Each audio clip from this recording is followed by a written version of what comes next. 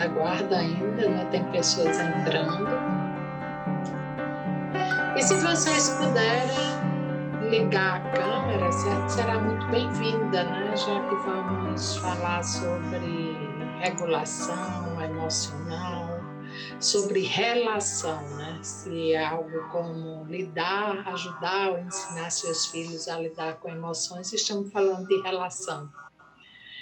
Então, se a gente puder estar aqui presente com as câmeras, seria muito importante para o nosso diálogo de hoje. Agradeço a todos que possam se colocar nesse vídeo. Sejam bem-vindos, certo? E a gente pode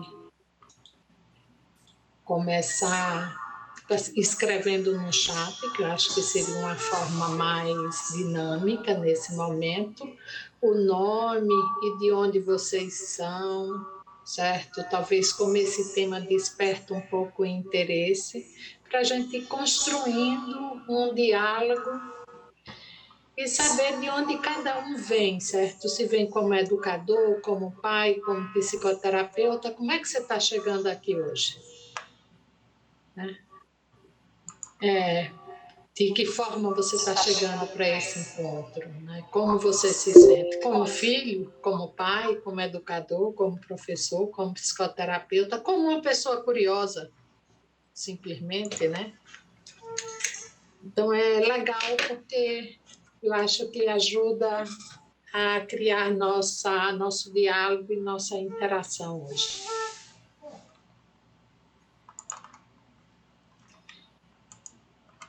E estamos aqui juntos hoje para falar sobre a importância de ajudar os nossos filhos, as nossas crianças, de uma maneira mais abrangente. Patrícia. A poder lidar com as emoções delas. Diga. Se identifique. Tá, eu me identifico já. A lidar com as emoções delas, certo? Para que elas possam ter um maior, vamos falar, não só proveito, mas possam tirar o maior benefício da própria vida e nas relações. Tá?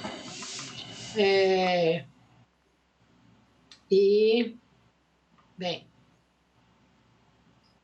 aqui nós, do IPS, temos um prazer muito grande em estar recebendo vocês, todos, para esse diálogo, certo? A gente vai ter pessoas aqui no Zoom e algumas pessoas que vão estar nos acompanhando pelo YouTube. As pessoas que vão estar aqui, elas podem interagir, trocar, fazer questões, estamos abertos a esse encontro e essa troca aqui pelo aplicativo do Zoom. Certo? Me chamo Ana Patrícia, sou psicoterapeuta corporal, com enfoque da biossistêmica e me especializando há mais de 10 anos, em torno de 12 anos, eu me especializando no trabalho com trauma. Certo? E nós desenvolvemos cursos aqui dentro da perspectiva do trauma, pela Somatic Memory System e na biossistêmica, tanto cursos presenciais como online. Tenho o prazer de ver algumas pessoas aqui que já participou dos nossos cursos e gostaria de falar um pouco da nossa equipe que está aqui. Fernanda Costa, Geisa, Ana Tereza, elas se formaram pelo IPS e hoje alguma delas, cada uma com seu estilo e com seu jeito, atua como professoras no IPS, ou como terapeuta, como supervisora. E hoje esse diálogo ele vai ser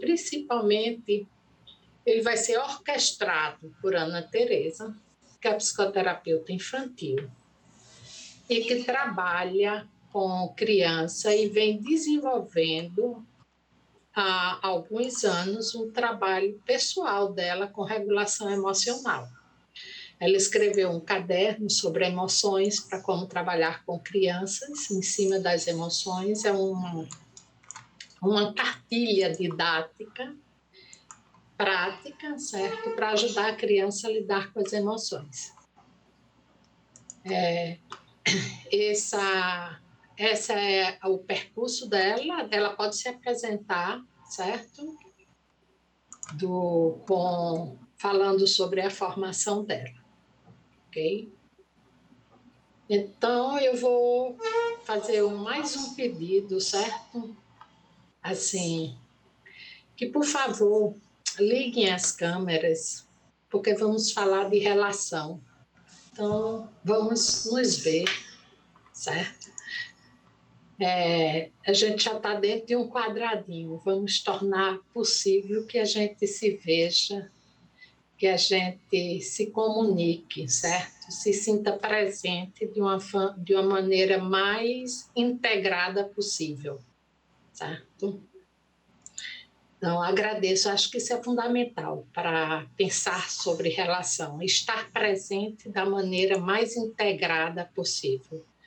E aqui nesse formato seria nos ver, certo? Sim, Fernanda, a Biosistêmica, somos uma escola que formamos psicoterapeutas biossistêmicos, sim, e através da Escola Italiana de Biosistêmica, que tem como diretor Maurício Stupidi. Ok? Agora passa a palavra a Tereza. Legal. Veja, peraí um minutinho. Boa Rapaz, noite, sejam eu todos estou ouvindo ela. bem-vindos. Como bem disse a Ana Patrícia, meu nome é Ana Tereza, Tá certo. sou psicóloga, sou psicoterapeuta, também formada na Biosistêmica. Já estou formada há um pouco mais de 12 anos. E daí também fiz a minha formação, a minha especialização em atendimento em crianças, na psicologia clínica, e uma outra especialização em trauma. Então, isso é importante porque eu quero trazer para vocês um pouco também de onde veio esse meu interesse de trabalhar com as emoções, de trazer as emoções para cá. Um primeiro, que é trabalhar com crianças, é trabalhar com prevenção, né? E quando a gente começa a estudar trauma, a gente vê bastante muito disso também, como é que a gente pode prevenir experiências adversas, como essas experiências adversas se dão, quais são as consequências ao longo da vida.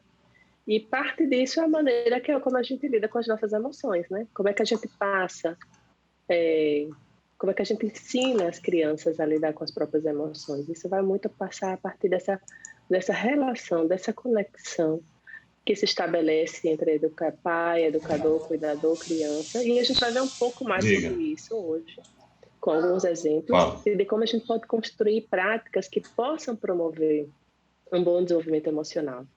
Né? Então, eu espero que vocês todos possam ser bem-vindos, que possa ser algo útil para vocês, que cada um daqui possa aprender algo interessante ou fazer uma reflexão sobre o tema. E vejo que tem bastante pessoas aqui de diferentes lugares também do Brasil, né? Algumas pessoas colocaram, algumas pessoas de Natal, de São Paulo, de Santa Catarina. Eu nasci em Natal, atualmente estou morando em Lima, no Peru, aqui também atuando como psicóloga. E nesse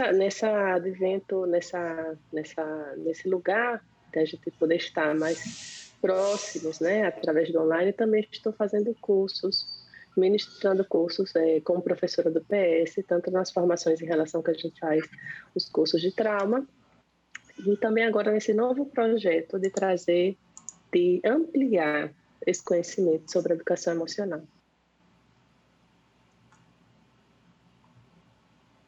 Okay.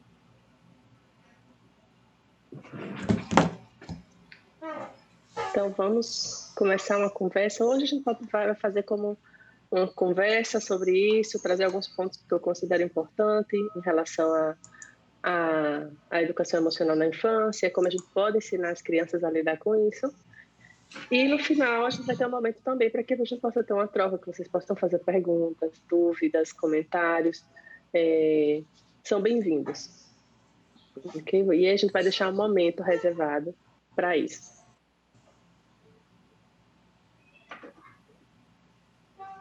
Eu vou apresentar para vocês alguns slides, onde a gente vai poder visualizar um pouco do que eu vou trazer.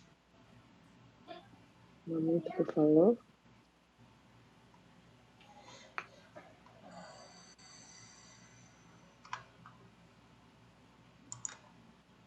Estão podendo visualizar minha tela? Coloco um okzinho. Todo mundo está vendo? Sim. Ok, perfeito. Então, o tema escolhido de hoje foi como ensinar seu filho a lidar com suas emoções. E aí eu fico pensando, né, que muitos de vocês se interessaram por esse tema. E a gente vem, no reflexo, a gente vem de gerações, ou pelo menos a minha geração, não era uma geração onde se falava muito de emoções. Imagino que, e vejo que as gerações anteriores também, não é algo que a gente cresceu com, né? Não é algo que foi normalizado. Então, muitas vezes, a dificuldade de falar ou de lidar com as emoções começa com a gente. E a gente vai transmitindo de geração a geração como as crianças elas vão lidando com essas emoções também. Através de quê? Principalmente das nossas reações. Porque os pais, os educadores, os cuidadores, eles têm um poder de moldar, de influenciar a forma como as crianças respondem às emoções. A maneira que a gente vai reagir, a gente vai poder ensinar de maneira positiva ou negativa qual vai ser a relação que eu vou estabelecer com essa emoção. Vai ser uma relação positiva? Vai ser algo que eu vou tentar reprimir, esconder, lidar? Como é que eu vou resolver esse problema? Como vai ser a minha visão de mundo em relação a isso? E isso se dá muitas vezes. E isso se dá através desse lugar e dessa relação. Assim, muitas vezes a gente se esquece que o poder que a gente tem de influenciar essas mentes em desenvolvimento, o cérebro da criança que ainda está amadurecendo, desenvolvendo partes importantes, e vai começar a moldar aí a visão dela de mundo, a relação que ela vai ter com ela mesma. Como é que a gente lida com a tristeza? Como é que a gente lida com a raiva?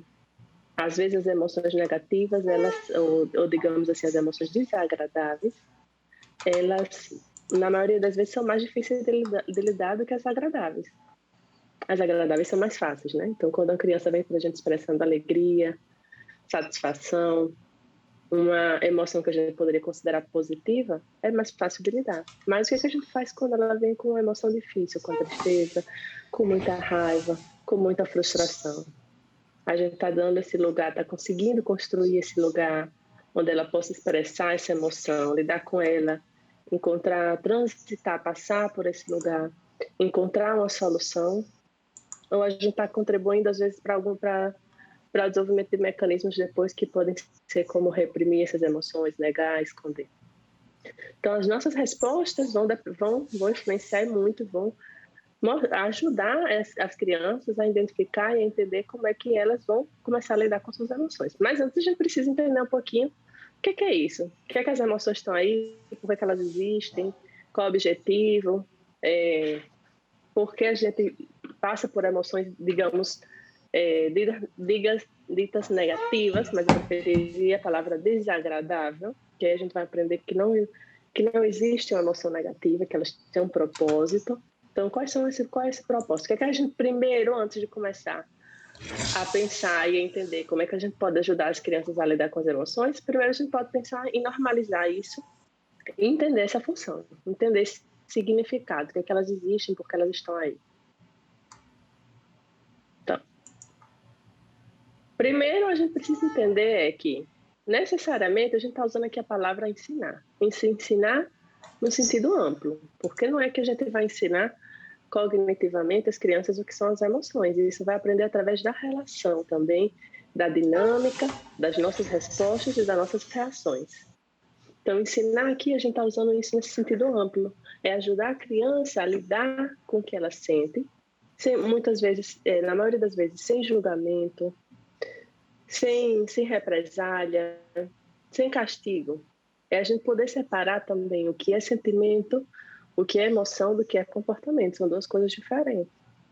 Então, o que eu sinto, se em algum momento eu posso sentir raiva e está tudo bem, é uma coisa. E diferente é como é que eu posso atuar ou o que eu vou fazer com essa emoção. São duas coisas diferentes. É importante a gente separar isso. Então, ajudar uma criança a lidar com o que ela sente não significa que vai ser uma pessoa que nunca vai sentir nada desagradável, que vai estar sempre feliz. Ou que nunca tenha problemas ou sentimentos desagradáveis. Mas via ser uma criança e um adulto capaz de gerenciar, de lidar com os momentos difíceis da vida. É assim que a gente vai criar crianças e adultos mais seguros e resilientes. O que é que eu faço? Como é importante, às vezes, a gente ter um dia ruim. Como é que eu lido com isso? O que é que pode ajudar as crianças a lidar com situações adversas e desagradáveis? Como é que eu posso influenciar de maneira positiva esse desenvolvimento? Então, essas são algumas das perguntas que a gente vai ver aqui.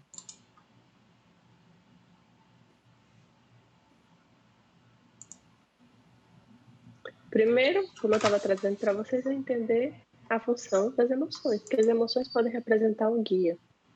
Não é algo negativo ou positivo, são respostas, não são boas nem más, mas são respostas importantes e saudáveis que acontecem na nossa vida. Elas vêm muitas vezes para alertar, para nos ajudar, para tomar uma decisão, para chamar a atenção para uma situação que está acontecendo na vida.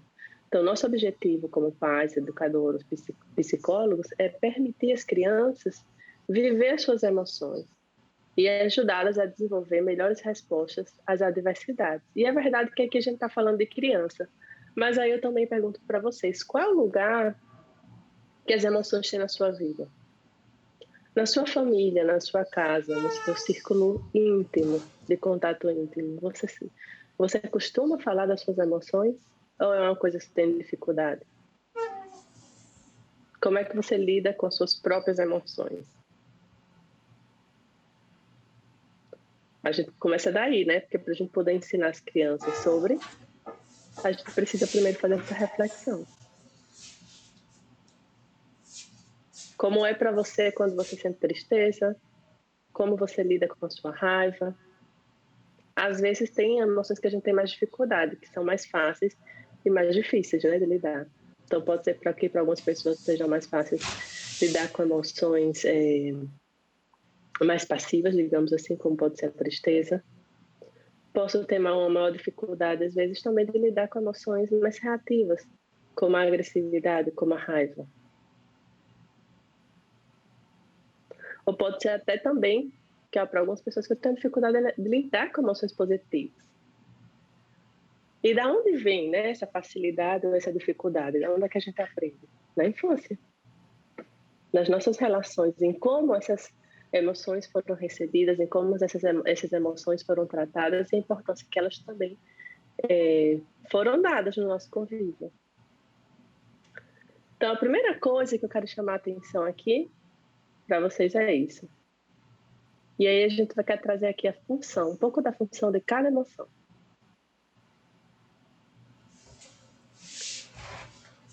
Então, a gente tem, às vezes, todas essas emoções, eu estou trazendo aqui só 4, que a gente pode dizer que são das emoções mais básicas, que todos, de alguma maneira, já experimentamos e já sentimos. E vocês já pararam para pensar que cada uma dessa emoção, cada um desse sentimento, ela vai ter uma função adaptativa, geralmente, vai estar muito relacionado com os nossos instintos também. Tem um psicólogo, o Jacques Panksepp, que ele estuda sobre sistemas emocionais. Um neurocientífico, na verdade. Então, ele traz a ideia de que algumas dessas emoções, como essas aqui que eu estou trazendo para vocês, elas são sentidas e são experienciadas por todos os mamíferos. E existe uma rede neuronal, uma parte do cérebro responsável por cada uma delas. Ela é inerente. Se você observa qualquer criança, ou qualquer, no caso dele também, na observação dos mamíferos, você vai presente todos esses sistemas de reações. Né? Então, a gente nasce com isso e ele tem uma razão de ser. Por exemplo, a raiva ela tem uma função de nos proteger. Ela faz com que a gente se prepare, que o nosso corpo se prepare para combater uma ameaça, fugir dela. A gente pode lutar ou fugir. A gente também pode defender os nossos direitos. Quando algo nos deixa muito chateados e nos parece injusto, algo que parece muito injusto, e a gente vai lá e luta para que esse direito seja alcançado. Essa é uma maneira, seria, digamos, uma boa maneira da gente utilizar a nossa raiva. Construir mudanças sociais também pode vir de uma boa utilização desse sentimento. Então, a gente vai ver que cada um desses sentimentos, obviamente, eles podem ter pontos positivos e pontos negativos, de acordo com a nossa reação, mas que eles têm uma razão de ser e são naturais a todo e qualquer ser humano. O medo, ele nos alerta de um perigo. A gente sente medo quando o nosso organismo sente que algo internamente ou externamente pode ser perigoso. E graças ao medo, a gente pode nos manter a salvo para evitar esse perigo e nos proteger de qualquer coisa que eventualmente pode ser uma ameaça à nossa vida. Então, essa é a função biológica do medo. As crianças, obviamente, elas vão ter diversos tipos de medo, que é um tema também bastante extenso na infância, porque existem os medos evolutivos em relação com cada etapa do desenvolvimento. E que é natural que se tenha. E o que a gente faz com esse medo que se apresenta? Será que é bacana dizer para a criança: não, tudo bem, não tem razão para você ter medo, porque o medo que ela está trazendo não existe? Será que quando traz uma emoção desagradável, o interessante é a gente tratar de resolver o problema, de distrair, de fazer com que não sinta? Isso é uma coisa que às vezes acontece muito, por exemplo, com a tristeza, né?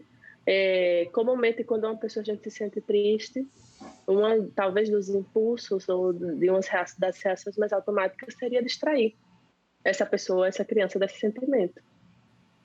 Fazer alguma coisa para deixar de sentir aquilo. E será que essa é a melhor estratégia para lidar com essa emoção? Então, a tristeza, também dentro dessas funções que a gente está trazendo, a tristeza indica que algo não está bem em nosso interior. Também pode ser um lugar que nos ajuda a buscar soluções para nos sentir melhor. O que é que eu faço com isso? Vai estar relacionado muitas vezes com situações de perda. É quando eu sinto que eu perdi algo que era importante para mim. Como é que eu processo essa emoção? E como é que a gente pode ajudar as crianças a processar todas essas emoções tão complexas, tão naturais e tão comuns na vida? Né? E aqui também temos a alegria. A alegria, ela vai nos proporcionar bem-estar, energia, geralmente nos aproxima das pessoas, nos deixa mais comunicativos, mais criativos.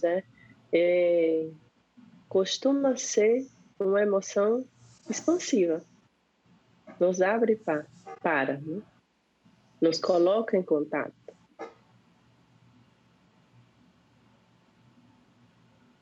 Então, a gente vai vendo que cada uma dessas emoções pode motivar comportamentos, pode motivar condutas, formas de reagir na nossa vida. A diferença vai ser em como a gente vai lidar com isso, o que é que a gente faz com isso. E mais do que tudo, como é que a gente ajuda as nossas crianças, como é que a gente auxilia as nossas crianças nesse processo. Quando a criança vem e compartilha uma emoção, o que é que a gente faz com isso?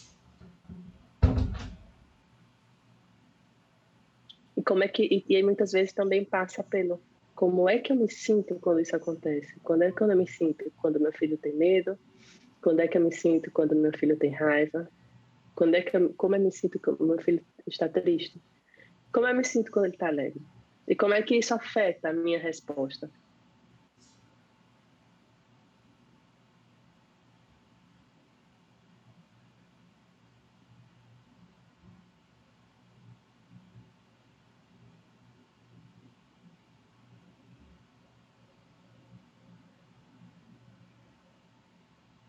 Então, uma das coisas mais importantes quando a gente está falando de emoção é poder validar essa emoção. E o que significa isso? Validar é reconhecer a experiência do outro, a experiência interna, como verdadeira e real. Então, imagine que uma criança tem medo de diversas situações, como acho que alguém colocou aqui agora no chat, depois a gente vai abrir para as perguntas.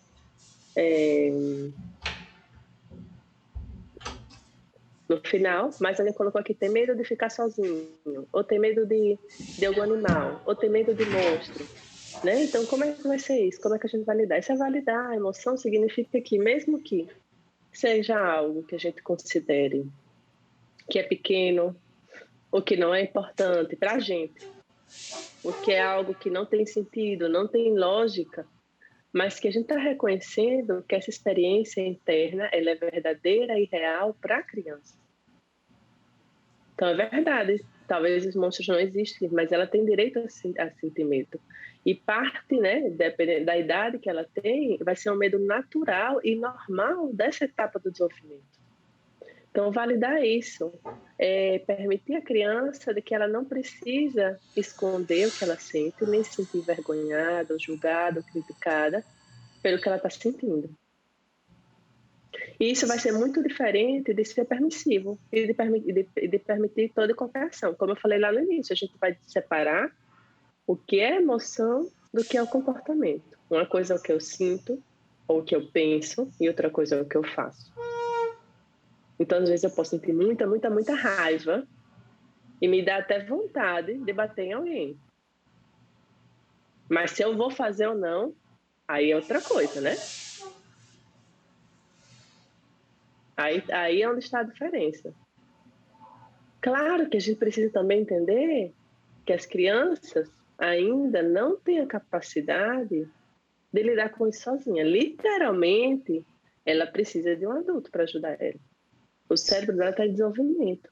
A parte relacionada, que é o córtex cerebral, está relacionado com o controle de impulsos, com a tomada de decisões, com o pensamento lógico, o planejamento. Essa parte está em desenvolvimento ainda, até os 20 e poucos anos de vida.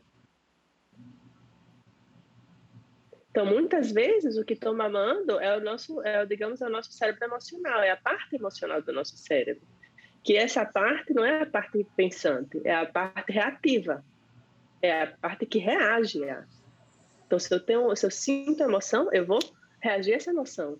Possa ser que, às vezes, eu perca um pouco o controle, principalmente se a gente está falando de criança, perder o controle do seu corpo, do que faz, me deixar levar pelo impulso de fazer alguma ação. E é esse momento que a gente entra e a gente separa.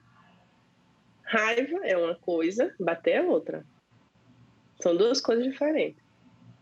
Então, validar a emoção significa dizer, tudo bem, você está com raiva, mas eu não vou permitir, eu não vou deixar que você bata em mim, ou que você bata no seu amigo, ou no seu irmão. Tanto que a gente pode colocar o limite ao mesmo tempo que a gente pode proporcionar essa validação emocional, onde a gente vai passar a mensagem. Sentir o que você está sentindo é normal, é natural e tudo bem.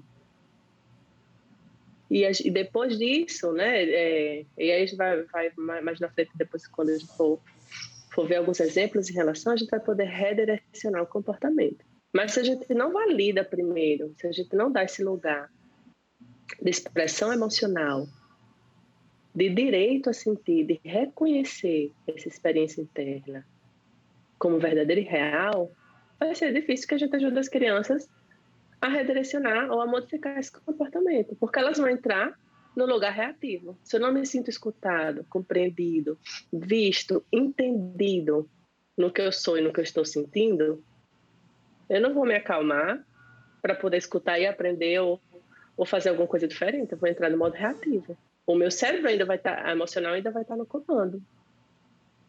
Que eu estou sentindo que esse lugar, ou essa situação, ou esse momento, eu não estou seguro. E eu tenho que reagir a. Então, primeiro, eu quero trazer essa ideia que a validação emocional ela é o caminho para ensinar uma criança melhores formas de reagir às emoções desagradáveis. E ela é muito importante, isso não significa só uma validação emocional com palavras, não. É a nossa expressão, é a maneira que a gente reage, é o nosso corpo também. É a nossa validação não verbal também. Porque não adianta às vezes você dizer, tudo bem você estar com raiva, se você está dizendo isso num tom de repreensão, de castigo, de reprimenda, vai se sentir diferente. Então, é como a gente se coloca também nesse lugar de reconhecer e de a gente poder separar que até quando a criança pode dizer que odeia a mãe e ela está com raiva nesse momento, e a gente não tomar isso como algo pessoal. Ela está com raiva e eu preciso separar nesse momento que eu não. A gente é um adulto, né? Às vezes pode ser difícil fazer essa separação nesse momento. A gente pode estar estressado, pode ter tido um dia difícil, mas é possível quando a gente lembra de que a criança ela vai estar mais propícia a estar a reagir, a estar impulsiva, porque ela ainda não tem o controle de todas as funções e ela vai precisar de uma ajuda externa, de alguém, de um adulto que esteja regulado, que esteja calmo e que possa ajudar ela a voltar para a zona de equilíbrio, a entender que quando ela diz coisas que não são legais, ou até que a gente sente que realmente não são coisas que devem ser ditas naquele momento, ela está falando através de uma emoção. E a gente pode, primeiro, começar por validar essa emoção, ajudar, porque isso vai dar um sentido de compreensão, de ser escutado e de ser entendido, que isso já ajuda a baixar o nível da emoção. Se eu sinto que alguém está me escutando e que alguém está me entendendo, eu não preciso ficar na defensiva, né? Eu não preciso lutar tanto, eu não vou aumentar tanto o meu nível emocional. Eu vou estar mais disponível também para conectar. E quando eu me conecto, eu me ajudo a emoção se calma mais rápido. E a partir dessa conexão, a gente pode redirecionar o comportamento. E a partir daí, a gente pode criar situações como: o que é que a gente pode fazer depois? Qual a melhor maneira de agir e de atuar quando vem uma emoção assim? Então, é a partir desse lugar da validação emocional que a gente vai ajudar as crianças a construir melhores formas de reagir às emoções desagradáveis. A construir sua caixa de ferramentas para lidar com suas emoções. Porque eu não posso lidar com o que eu não reconheço. Eu não posso lidar com algo que eu não nego, que eu sinto que eu não tenho a permissão para sentir, ou com algo que está reprimido. Agora, se eu sinto que essa emoção é aceita, ela é verdadeira e real, por mais que você não concorde com essa emoção, ou que pareça uma coisa pequena, mas para a criança é algo que ela está sentindo e que merece, né, ser visto, vai ser muito mais fácil lidar com isso.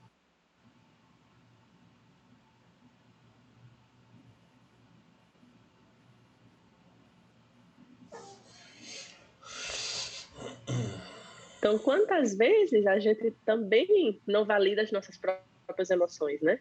O que eu sinto. Eu não deveria sentir isso. Não tá certo eu sentir isso. Ou não tá legal eu sentir isso. Então, isso também vale pra gente, né? Da gente poder separar o que é emoção, do que é ação, do que é comportamento. Todas as emoções são bem-vindas. Inclusive as mais difíceis e as mais desagradáveis. E quando a gente faz esse exercício diário de lidar com isso, de aceitar as nossas emoções, de dar um lugar para elas, de ter um espaço para falar sobre elas, fica muito mais fácil lidar. Fica muito mais fácil gerenciar. Então a gente vai pensar aqui, o que é que vocês pensam que podem ser frases de invalidação emocional? E geralmente é algo muitas vezes comum que a gente faz no automático. Muitas vezes não é porque a gente quer praticar ou invalidar uma emoção. A gente aprendeu essa frase assim, né? Não é normal a gente ver uma pessoa chorando normalmente e dizer: não chore, não precisa chorar.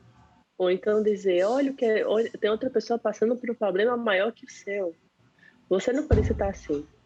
Isso são frases de invalidação emocional. Muitas vezes a gente tem a intenção de quê? De sair desse incômodo, dessa emoção, de ajudar essa pessoa, de parar essa emoção, de modificar esse comportamento, mas a fazer isso a gente não está validando o que essa pessoa está sentindo. A gente está trazendo invalidação, a gente está trazendo desconexão. Então, parece que o que eu sinto não está certo. Parece que o que eu sinto não está legal. E se a gente está fazendo isso em relação à criança, se o que eu estou sentindo não está certo, talvez quem eu sou também não é legal. Então, a gente vai estar influenciando também o autoconceito, a autoestima, quem eu sou. Se as minhas emoções não são aceitas, se não tem lugar, então talvez tenha alguma coisa errada comigo. Então, são coisas que a gente vai fazendo, vai dizendo em automático e que vai ter efeitos maiores do que a gente pensa. Então, pode ser importante a gente evitar frases desse tipo. Não precisa ter medo. Mesmo que a criança tenha medo, é um medo irracional. Não é porque a gente está dizendo para ela agora, nesse momento, uma criança de 5 anos que ainda tem um pensamento mágico e que acredita, né, ainda tem uma distinção entre o que é real e o que é imaginário. E a gente diz, não, os monstros não existem, não é porque a gente está dizendo isso que ela vai deixar de ter medo. O medo não vai embora. É mais provável que ela deixe de compartilhar o medo e que ela fique com esse medo sozinha para ela. Então, aqui, quando a gente fala frases desse tipo, não precisa ter medo, o que a gente está realmente comunicando é que quando a criança está entendendo que quando ela compartilha as emoções delas, o adulto fica desconfortável. É difícil para ele lidar com essa emoção. Ou o que ela está sentindo não é adequado, é inadequado. Então eu fico sozinha com a minha emoção. Eu não estou aprendendo a lidar com ela. A minha emoção não está desaparecendo somente porque a gente deu uma explicação lógica de que ela não deveria estar aí. A emoção não vai, ela fica. De alguma maneira. Então, o importante aqui é a gente ter presente isso quando a gente fala também. Imagina que uma criança está jogando, está montando uma torre com blocos, e que isso é uma coisa bastante comum. Imagine que o bloco que a criança estava montando todinho, com muito esforço, tá tentando colocar aquela torre e cai tudo no chão. E a criança começa a chorar. E a gente pensa, não, tem que lidar com a frustração, não se preocupe, você pode montar de novo, é só um jogo. E aí a gente talvez não dá lugar a essa experiência de experienciar essa frustração. O que acontece, né? Aqui é frustrante realmente. Então é importante a gente poder também fazer esse lugar, muitas vezes, de espelho. A criança vai entender que quando a gente fala isso, é frustrante quando algo que eu faço não sai como esperado, né? Eu me sinto frustrado, não me sinto entendido, não me sinto escutado. Normalmente, frases desse tipo, eles vão aumentar a intensidade da emoção. A frustração vai ficar maior, porque vem outra frustração de não ser entendida, de não ser compreendida nesse momento. E de estar sozinho. Por mais que pareça, para a gente é algo pequeno, para eles não é. É algo que eles estão treinando essa habilidade, né, de construir algo, de fazer algo. E realmente é uma sensação frustrante. Então ajuda a gente a colocar desde a perspectiva deles, de acordo com a etapa do desenvolvimento que eles estão, do que eles estão fazendo, do que eles podem fazer. E a gente tentar entender, exercitar a nossa empatia e entender essa experiência desde essa perspectiva. Então, esses são pequenos exemplos para trazer que, muitas vezes, quando a gente está no automático, reproduzindo frases, né, que a gente aprendeu, que a gente escutou, que nos disseram também, a gente está gerando desconexões, emoções que possivelmente podem ser reprimidas, mas que não desaparecem. Né? Entramos em modo reativo, a gente não entra em um lugar de responder de maneira intencional e consciente ao que está acontecendo. E as crianças não aprendem a lidar com as adversidades. Isso aqui, que como eu disse antes, não é só palavras, esses são exemplos, né, através de frases, mas eu não estou falando aqui só de palavras, é de reações também, de maneira como reagimos, se reagimos com raiva, com impaciência, se tentamos distrair uma criança, por exemplo, imagina uma criança que está triste, e a gente diz para ela, fique triste não, toma chocolate. A tristeza dela vai embora. Pode ser que no momento ela se sinta um pouco feliz com chocolate, mas a tristeza que ela estava sentindo naquele momento pela razão que foi, não vai ser processada, né? Ou ela vai simplesmente aprender que não é adequado demonstrar tristeza, que as pessoas ao redor dela não querem tristeza. Então, qual é a mensagem também que a gente quer passar para as crianças e para os seus filhos? Lembrando aí de colocar o microfone no mudo, quem puder, que pode atrapalhar o entendimento de outras pessoas. Então, qual é a mensagem que a gente quer passar? A gente quer dizer para a criança que a gente só quer ela do nosso lado se ela estiver feliz e contente? Ou que a gente também pode ajudar ela a lidar com essas emoções e reconhecer elas? E dizer, tudo bem, você está sentindo o que você está sentindo.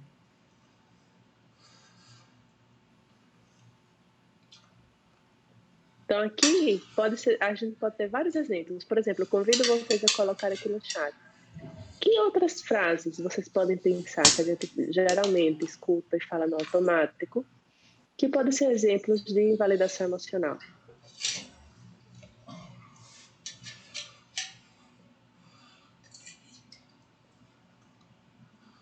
A gente vai já chegar na parte, acho que é a Aline, né, do que falar, da validação emocional, de como responder. Mas aí a gente pode colocar aqui, o que é que vocês acham que podem ser mais outros exemplos de validação emocional? Que outras frases? Que outras reações?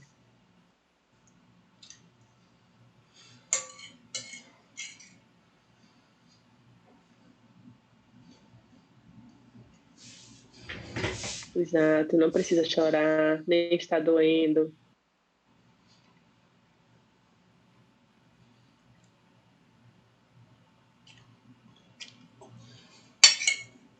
Isso aí. Deixe de besteira, isso não é nada sério. É feio ficar com raiva.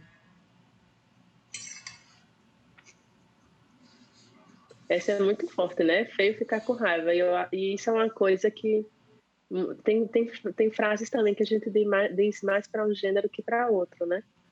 O feio com raiva é mais comum. Eu vejo bastante, você diz muitas meninas, né?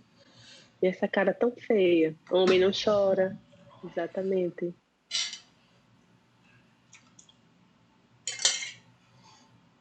Já passou. Então, quando a gente fala essas coisas, a gente já passou, a gente não está dando lugar à experiência do outro, né? A gente está dizendo, eu sei mais do que você está sentindo. Já passou, mas para ele não passou, talvez. Talvez o que ele está precisando agora é expressar um pouco dessa emoção. Né? A comparação também. Fulaninho, seu amigo, não tem medo de monstro. Ou você não tem idade para ter medo de alguma coisa. Você já é muito grande para ter esse medo. Então, aqui são todos os tipos de frases onde a gente não dá esse lugar para a gente reconhecer essa experiência.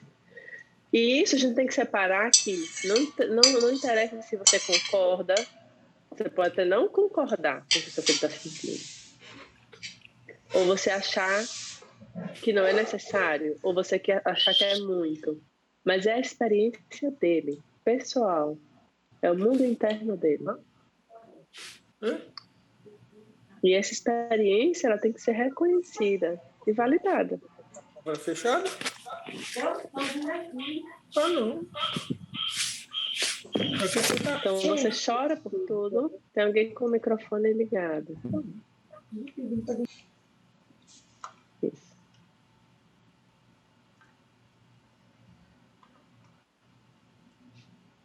Quem aqui já escutou frases desse tipo? Acho que a maioria, né? Aqui nós não temos uma funçãozinha que você pode colocar sim ou não. Se vocês encontrarem aí, vocês podem colocar e aparece na imagem de vocês. Quem já escutou frases desse tipo? Não precisa chorar. Homem não chora, você chora por tudo. É feio ficar com raiva. Deixe de besteira. Exato. E qual foi a sensação de escutar isso? Imagine que você vai agora, que você teve uma situação do seu trabalho e você vai contar agora para um amigo como você se sente. Qual é a sensação de escutar frases assim?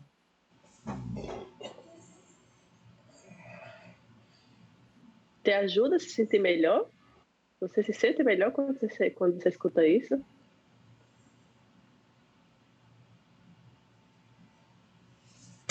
Ou você se sente mais triste? Ou com mais raiva? Ou pior?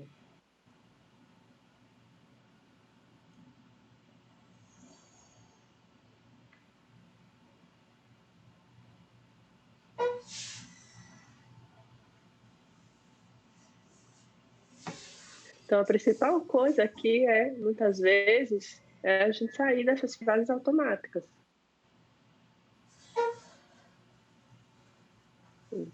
Você já pensou por que você repete isso, às vezes, na sua vida também? Quem não já disse alguma vez isso também? Não chore, não.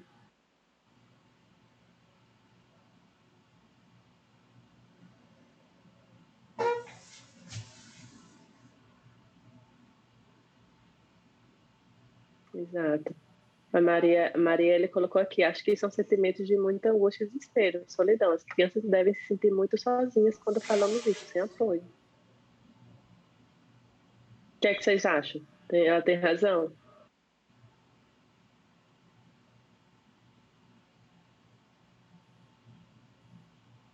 Então, aqui a minha emoção não desaparece, eu fico com ela sozinho. O que é que eu faço com isso, né? E ainda sinto que essa emoção não é aceita, não é reconhecida, é rejeitada, é negada, é castigada, é reprimida pelos demais. Então, isso significa que eu também tenho algum problema, né? Posso pensar isso. Porque eu continuo me sentindo assim. Se alguém está me dizendo não precisa chorar e não tenha medo, eu continuo sentindo medo. E continuo querendo chorar.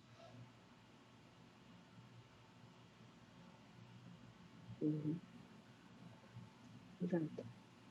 Então, eu convido vocês a desconstruir essas frases em automático. Que muitas vezes, em algum lugar, elas podem vir como uma boa intenção, porque às vezes é difícil para a gente ver as crianças lidando com a emoção desagradável. É difícil ver uma criança triste, é difícil ver uma criança com raiva. Isso também aciona coisas na gente, né? É difícil ver uma criança com medo e muitas vezes a gente quer resolver, tirar, distrair, parar, deixar de sentir essa emoção. Só que esse lugar dessas frases não levam a isso, vão levar a um lugar de desconexão solitário, não de processamento, de gestão emocional, de resiliência, pelo contrário. Então, a gente pode aprender a desconstruir essas respostas automáticas e essas reações automáticas também e ter respostas mais intencionais, mais conscientes. Então, alguém perguntou ali antes no chat, e o que é que eu digo, né? Eu digo às vezes para o meu filho que monstro não existe. E é até verdade, monstro não existe, mas isso não vai ser suficiente para o seu filho não sentir medo. O que é que você pode fazer? Como você pode lidar com essa situação? A gente pode acompanhar o medo também, né? A gente pode dizer, tudo bem. Quem aqui já não teve medo em algum momento do escuro, quando era criança, de algum animal, de alguma coisa imaginária? Faz parte também da etapa do desenvolvimento. Então, é um medo verdadeiro, real, válido do seu filho ter. E isso não é um problema. A gente vai ver lá, que a gente vê lá no início que cada medo ou cada emoção ela tem uma função na nossa vida e ela existe por uma razão. O que acontece em relação à proporção e a maneira como a gente pode lidar com isso. Então, para a gente começar a construir soluções para essas situações, para os medos, para as angústias, né, para a gestão emocional, para regular a emoção, a gente precisa primeiro dar esse lugar a essa emoção, a validar essa emoção, a reconhecer ela. E aí a gente pode pensar que quando a gente valida o que uma criança sente, a gente pode perguntar, a gente pode dizer, eu tenho medo de monstro, a gente não precisa resolver o medo dela, talvez. A gente não precisa dizer a ela que o monstro não existe, ou que ela não precisa ter medo, ou que talvez o que ela necessita nesse momento é se sentir acompanhada. Dizer, eu também tinha medo quando era criança. O que é que você acha que pode ajudar você a lidar com esse medo hoje? O que é que pode ser uma coisa que pode te ajudar? Então, aqui, quando a gente diz alguma coisa nesse sentido, esse é somente um exemplo, pode ser de diferentes outras maneiras, mas a criança entende que meus sentimentos são aceitos. Tudo bem sentir medo às vezes. Não está errado ter medo de monstro. É normal ter medo de monstro. Acontece. Quando eu digo, você se sentiu muito frustrada, muito frustrante, né? Estava fazendo alguma coisa, estava se esforçando tanto para montar sua torre e ela caiu. Entendi agora, estava frustrado.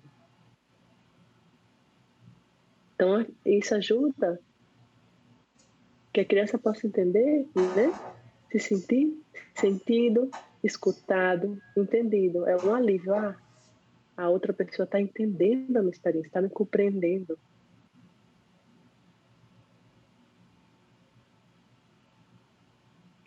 E a partir daqui, a partir desse lugar, onde a gente pode construir soluções.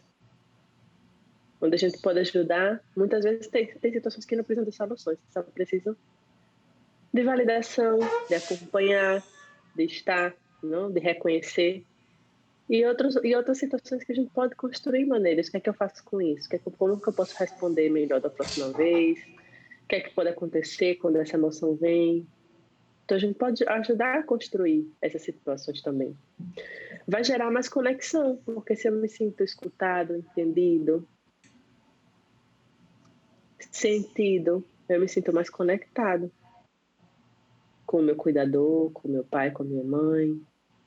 Então, essa vai ajudar a desenvolver a autorregulação. Se eu estou conectado, eu posso lidar com essa situação.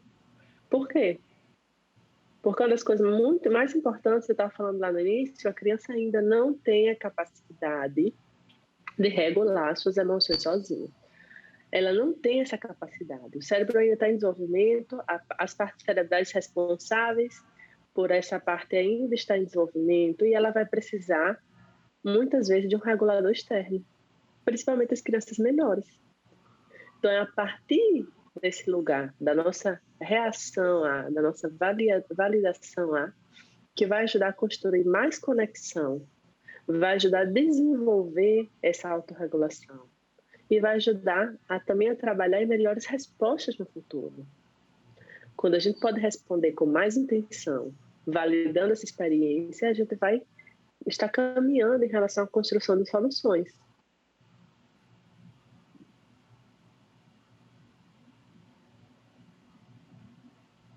Exato, né? Outro exemplo, né? Que a Ana Patrícia colocou aqui. Outra maneira a gente pode sugerir o que é que eu posso contar como eu fiz. Como eu fiz para, né? Para passar por esse medo. O que é que você acha? A gente pode entrar nesse lugar, né? De conexão. A gente não precisa negar o medo. A gente não precisa ficar com medo da criança ter medo. Mas a gente lidar com isso como um sentimento normal, esperado, do que ela está vivendo. Da mesma maneira, se ela está, por exemplo, com raiva, e ela pode ter impulsos agressivos, e a gente ajudar também a colocar os limites e as regras, mas ao mesmo tempo a gente poder colocar a nossa validação emocional, a nossa contenção. Então, tudo bem estar com raiva. O que não está tudo bem é o que você vai fazer com isso. O que você pode ou não fazer com isso. O que eu posso fazer quando eu estou com raiva? Ou o que não? Então, imagine que uma criança ficou com raiva e está jogando, ou tá jogando os brinquedos, ou tá quebrando, ou tá querendo fazer alguma coisa que seja no sentido de danificar aquele objeto. Então, validar não significa dizer, não, tudo bem que você está com raiva, você pode fazer o que você quiser. Não é assim. Mas talvez eu entendo que você estava com raiva, mas é que eu não vou permitir, né? Eu não vou deixar que você quebre o seu brinquedo. eu vou retirar esse brinquedo e te entrego quando você estiver mais calmado, mais calmo. Então, esse pode ser um exemplo, né? Então, a ideia é de que a gente pode manter esses limites, pode manter a disciplina, desde um lugar onde a gente pode validar e cuidar e dar lugar a essa emoção. Então, é diferente, né? O que é que vocês perceberam aqui? Como seria escutar frases assim? Tem o mesmo efeito de escutar as outras frases?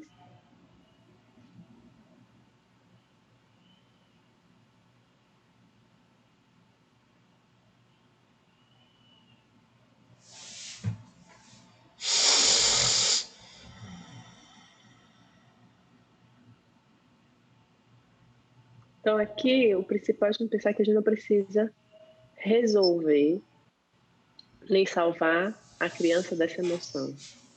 Aprender a lidar com elas é poder senti-las também. É não ter medo de sentir suas emoções. É poder transitar por cada uma delas, passar por cada uma delas. E pouco a pouco desenvolvendo ferramentas que me ajudam nesse processo. E eu vou desenvolvendo a partir desse momento que eu vou recebendo esse lugar, esse espaço seguro, onde eu não estou sendo julgado pelo que eu estou sentindo. Não estou sendo repreendido nem castigado pelo que eu estou sentindo. É diferente, né? Se sente, a sensação é diferente.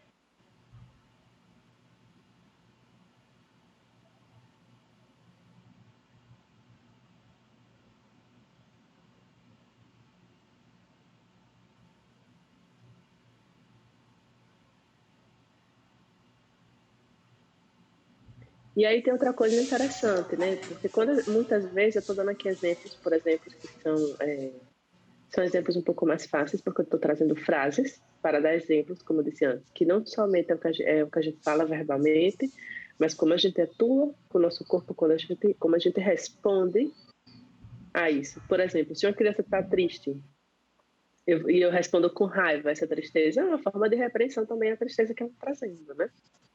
Ou eu acolho, ou eu dou esse espaço onde ela pode expressar o que ela está sentindo.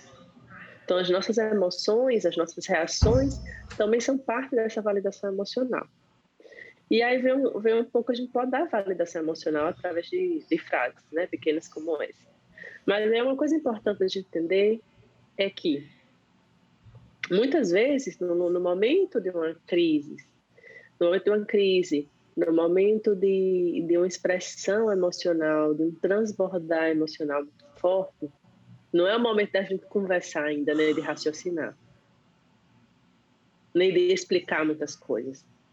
Então, imagina uma criança que está com muito medo, uma criança que está com muita raiva, e aí, por mais que a gente fique explicando coisas como dando sermão, explicando o que ela tem que fazer, como tem que ser, nesse momento, ela não está com a capacidade de absorver todas essas palavras e dar sentido a isso. Por quê? Como eu falei lá, como eu falei antes, primeiro, nosso cérebro está em desenvolvimento, o cérebro da criança. Segundo, diante de um momento de explosão emocional, o nosso cérebro emocional, ele toma o mando, ele fica no controle.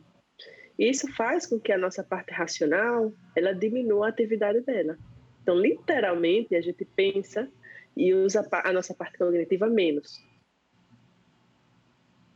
Então, e isso não passa só com criança, não. Isso passa com a gente quando também. Qualquer pessoa que você vê que está numa forte emoção, nesse momento ela não tem a capacidade para parar e pensar. Imagina uma pessoa com muito medo. Então, o que é que a gente precisa fazer quando a gente tem uma reação dessa? A gente viu lá que as emoções têm uma função. Essa função está relacionada com a nossa biologia, com as nossas respostas da vida, nossa resposta ao estresse. Então, a gente tem que agir, né? Na situação de medo. Eu tenho que identificar se é um lugar perigoso ou não, se eu tenho que me esconder, se eu tenho que correr, o que é que eu tenho que fazer, como é que eu vou me proteger dessa situação. Então, nosso corpo ele vai se preparar para uma reação rápida. Então, as partes que a gente poderia dizer evolutivamente mais primitivas, elas vão estar no controle. E as partes do pensamento, nesse momento, não vão estar ativadas. Então, é por isso que raciocinar nesse momento não funciona. Porque não vai entrar, não vai integrar esse momento agora. A gente precisa primeiro conectar.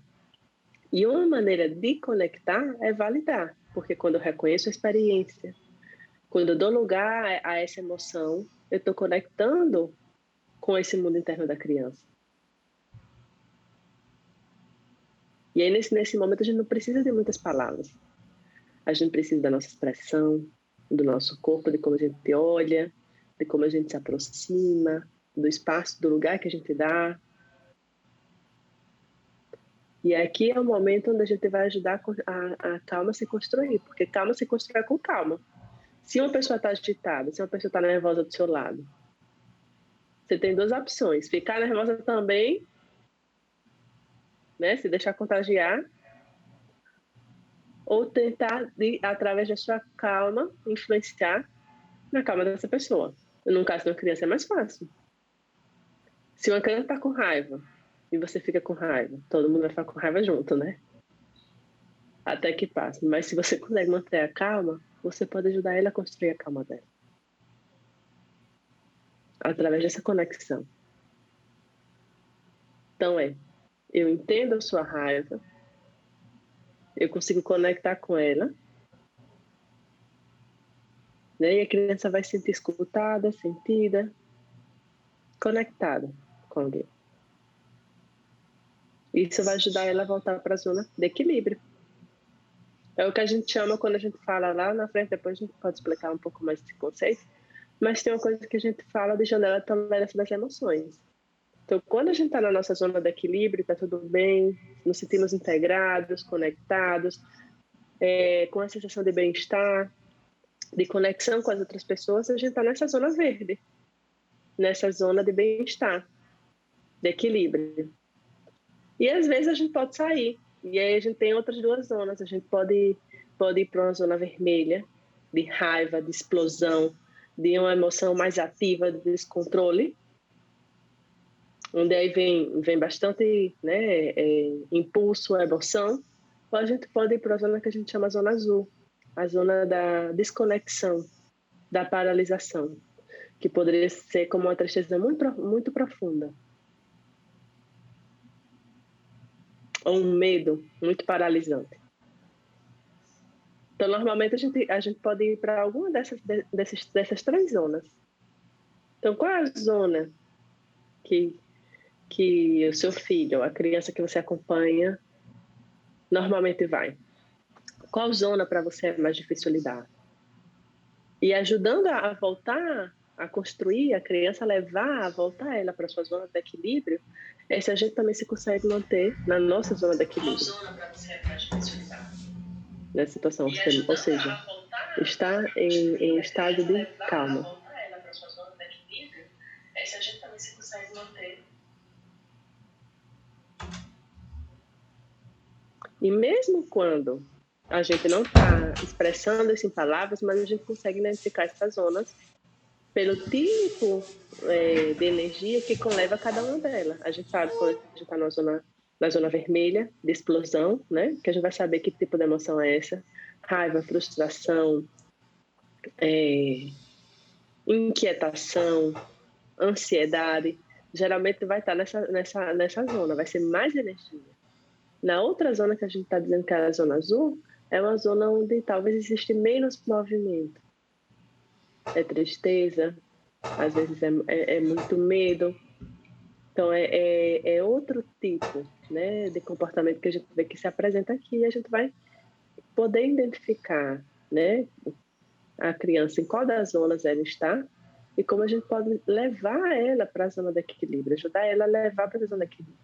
Aí o que acontece? A experiência repetida de ter inicialmente esse auxílio externo através da figura de cuidado, né, do seu cuidador, pai, mãe, de ajudar uma criança a lidar com as emoções, a experiência contínua vai levar a que ela possa internalizar e a construir a sua própria maneira de lidar, a autorregulação, né? E é isso que nos vem mostrando atualmente as pesquisas em neurobiologia.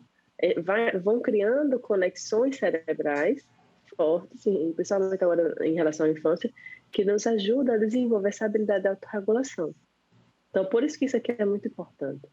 E por isso que a gente conecta primeiro antes de raciocinar.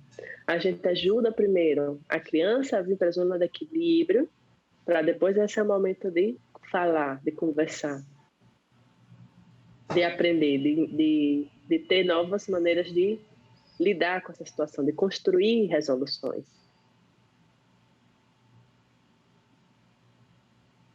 E antes disso, antes de voltar para lá, tudo isso que eu estou falando se resume aqui. Inclusive, se a gente quer ensinar uma criança a lidar com a emoção, imagine que eu estou com raiva. E aí, o que eu posso fazer com raiva? Imagine a gente quer ensinar uma criança que ela não deve bater, não deve gritar, ou qual a maneira mais adequada de lidar com a emoção. Tem várias maneiras, né? A gente pode, por exemplo, fazer com ela juntos. Podemos ensinar uma técnica de respiração, apertar uma bolinha, um momento para dissipar um pouco essa energia, acompanhar em alguma ação para que ela possa lidar com essa emoção. Só que, no momento que a gente está aqui na crise emocional, na desconexão, não é o momento de aprender, né? A gente pode ensinar isso antes, porque lembre que nessa situação que está o cérebro emocional no controle, não é o momento que ela pode pensar, racionalizar. Então a gente regula, conecta primeiro, relaciona, criamos essa relação e aí a gente pode raciocinar, dizer, isso aconteceu, qual a melhor ação que eu posso fazer a próxima vez? Ou o que é que eu posso fazer agora? Aqui nesse momento de regular, se a gente já aprendeu, se a gente brincou previamente ou desenvolveu outras técnicas, a gente pode dizer, vamos respirar juntos, vamos fazer a respiração do balão, do peixinho, da tartaruga, várias. Existem várias, né? Vamos fazer juntos, eu faço com você, por exemplo, isso poderia ser um exemplo para lidar com a emoção. Então a gente regula, cria conexão, relaciona, para chegar no momento de raciocinar, de criar conexões e depois de pensar. Vamos agora dar sentido ao que aconteceu, né? No final que voltamos à zona de equilíbrio, pode ser interessante fazer com a criança, vamos dar um sentido a essa experiência. Me conta, o que aconteceu? Aí você estava assim, você estava brincando, e aí veio o seu irmão e pegou o seu brinquedo, como você se sentiu? Então deixa ela contar essa história, com o início, meio e fim, o que aconteceu? E o que você fez? E o que aconteceu depois? Como é que a gente pode fazer diferente na próxima vez? Qual seria uma boa maneira de responder essa situação no futuro?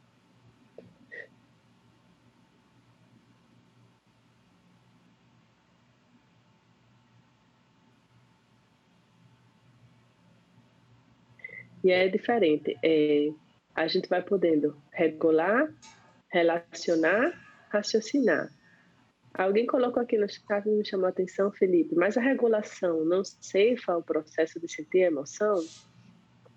Não, porque regular essa emoção a gente estava falando aqui dessas zonas, nesse slide aqui a gente está falando das zonas, saiu da zona de equilíbrio. A gente não vai se perder na emoção, né? Eu não vou me perder na minha raiva, nem eu vou ficar congelada numa emoção paralisante, por exemplo, numa desconexão. Então, a criança ela vai precisar de uma pessoa externa que ajude ela a voltar para a zona de equilíbrio, porque para ela é difícil fazer isso sozinha. Ela ainda não tem as habilidades e a capacidade de fazer por ela mesma. Ela está aprendendo. Como eu falei lá no início, as partes do cérebro relacionadas, inclusive com o controle de impulsos, com a regulação emocional, estão em desenvolvimento, vão amadurecer até depois dos 20 anos. Então, essa regulação externa ela é necessária e vai ajudar ela a poder fazer essa experiência de que eu posso sentir raiva, mas eu posso voltar para a minha zona de equilíbrio. É como um movimento, eu vou e venho, eu posso sair um pouquinho, eu posso sentir muita raiva, mas pouco a pouco eu vou aprendendo a controlar o que eu faço com essa raiva, como é que eu vou agir em relação a ela. Então, essa aprendizagem constante, através dessa corregulação, né? Porque quando eu tenho a ajuda de outra pessoa, já não é regulação, é corregulação. Essa aprendizagem constante me vai ajudar a desenvolver a minha própria capacidade de lidar com a emoção. Porque o sentido não é somente nos perder, digamos, na emoção, ou sentir, ou nos deixar levar em relação ao que a gente sente, em relação ao que a gente faz, mas a gente poder ter a consciência de que eu estou sentindo isso. E, às vezes, para as crianças, sair da janela de tolerância é muito mais fácil, a níveis mais altos, a sair dessa zona de equilíbrio, e vão precisar de ajuda para poder voltar dela. Então, isso vai ajudar a essa construção e essa vivência da emoção. Quando a gente está validando, a gente está proporcionando o início desse processo de regulação da emoção, porque passa primeiro por aceitar, né? É o primeiro passo, reconhecer e aceitar. Então, eu começo a entender que tudo isso que eu sinto, todas essas sensações que ainda muitas vezes no início não tem nome, que eu ainda não nomeei, ou que eu ainda não sei o que é, vou começando a identificar isso é tristeza, isso é angústia, isso é medo. E não teria nenhum problema sentir isso, mas eu posso fazer algo em relação a isso, posso regular essa emoção dentro de mim.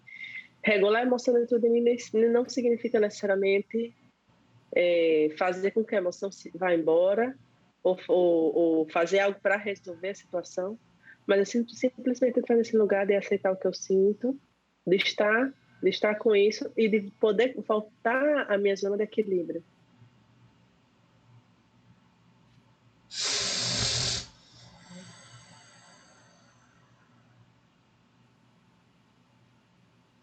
Boa noite, Maria Fernanda. Obrigada pela presença. Boa noite, obrigada, Ana Tereza, obrigada, Ana Patrícia. Boa noite a todos, até amanhã, mas eu vou precisar sair. Ok. Obrigada. Então, a ideia é trazer esse lugar, essa desconstrução desse lugar onde a gente pode sair desse piloto automático, lidar com essas emoções e comportamentos difíceis. E aí eu convido a esses 3 passos. Quando a gente está lidando com uma situação desafiante, com a expressão de uma emoção que pode ser difícil, que pode ser caótica, né? Então a gente pode primeiro entender o que é que está comunicando, o que é que essa criança está comunicando através desse comportamento. Então o primeiro passo é pensar, por que o meu filho está se comportando assim? Qual é a razão? Está frustrado, está com raiva, está com fome? Tem gente que fica mal-humorada, né, quando fica com fome também. Tem alguma necessidade física e emocional que talvez não foi atendida? Está com sono, não dormiu bem? O que é que está acontecendo? Então, a gente primeiro tem esse entendimento, o que é que o que é que está atrás, talvez, desse comportamento, desse sentimento que está sendo expressado aí. E aí a gente pode ir nessa situação. Existe alguma lição, né? Algo que eu quero ensinar nesse momento? O que é que eu quero ensinar? Eu quero ensinar como lidar, como ser mais empático, como lidar com a situação com raiva, como respeitar, como esperar a sua vez, como lidar com a frustração, como às vezes dividir ou compartilhar coisas com o irmão. O que é que eu estou querendo ensinar? E aí depois a gente vai pensar, mas qual é a melhor maneira da gente ensinar essa situação? Qual seria a melhor opção? Qual seria a melhor forma de passar essa mensagem? Como é que será dizendo, e aí, é aí nesse momento que a gente começa a construir respostas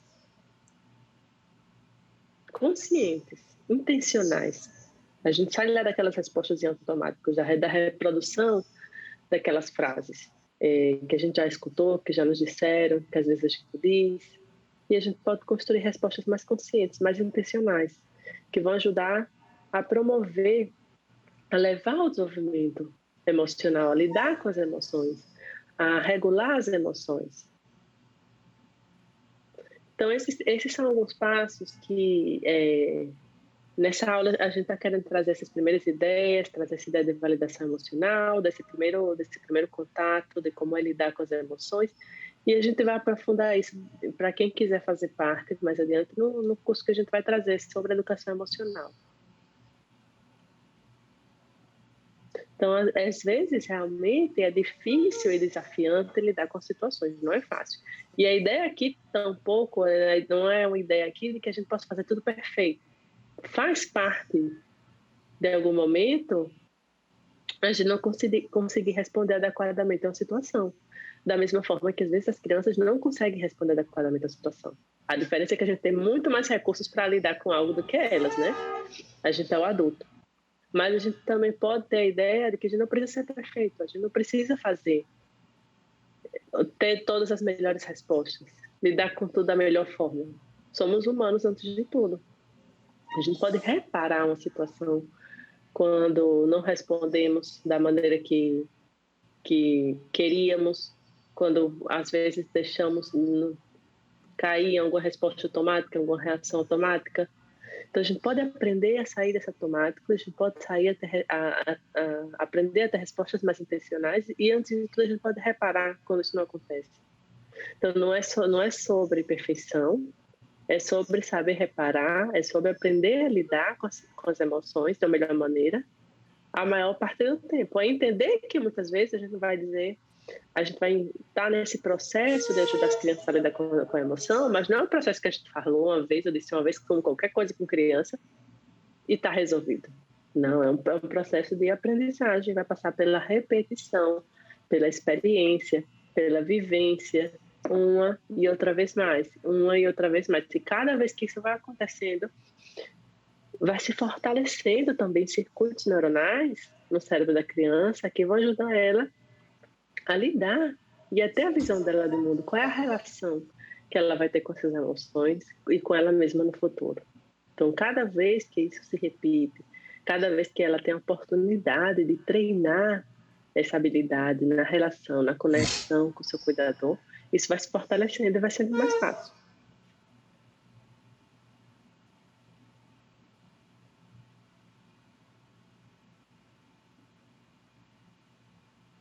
Então, nesse momento, eu queria abrir um pouquinho para vocês em relação à pergunta. Quem tem pergunta? Vamos abrir as perguntas. Deixa eu compartilhar aqui.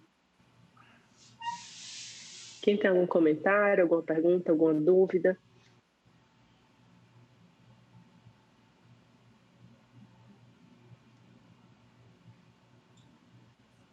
Bem, teve algumas questões aqui no chat, antes, Tereza, que a gente pode começar por elas. A Aline fala de um filho de 7 anos, que antes não tinha medo e agora começou a sentir medo. Ela quer entender por quê, certo? Ela fala do medo e depois ela e Dani falam sobre medos de balão, sobre ver e ouvir coisas, de sentir medo. Rita fala sobre o medo de ser rejeitada, de ser excluída. Então, estou falando sobre temas que se referiram especificamente sobre o medo, certo? Ok. Primeiro, a primeira pergunta. Por que uma criança sente medo? Então, tem várias coisas. A gente precisa observar a fase do desenvolvimento que ela está. Então, tem medos que são comuns em determinadas fases. Crianças pequenas, é comum ter medo de coisas imaginárias. Crianças menores de 7 anos vai ter medo de, como eu falei, de monstros, do escuro. A criança, a partir do momento que cresce, vai desenvolvendo mais a cognição, o pensamento dela concreto, ela vai ter medo de coisas mais reais, de ladrão, de bandido, de assalto, que aconteceu com os pais. Então, isso são medos normais e esperados relacionados com a fase do desenvolvimento. Não é um problema e podem aparecer, aparentemente, assim, do nada. Faz parte do que essa criança está vivendo nesse momento também, pode estar relacionado com as vivências dela, com as experiências dela. Se a criança passou por mudanças, se ela escutou uma história, como os pais dela estão trazendo essa situação. Então, tem muitos fatores que podem influenciar em por que ela está tendo esse medo específico. Para a gente saber realmente, a gente precisa conhecer, analisar, né, as particularidades de cada situação e de cada caso. Mas a gente tem que entender que o medo nas crianças é normal e vão vir de acordo também com a etapa de desenvolvimento que ela está. A partir daí a gente vai ver também. Dani também fala, a questão dela é sobre o filho dela que tem dificuldade de lidar com perdas.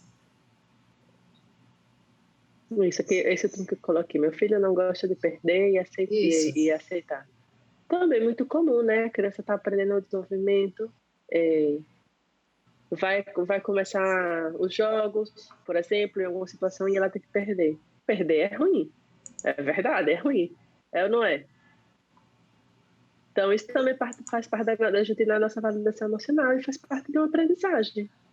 A gente vai medindo como é que a gente vai trabalhando, como é que ele reage quando ele perde. Aí vai depender um pouco também em relação às reações.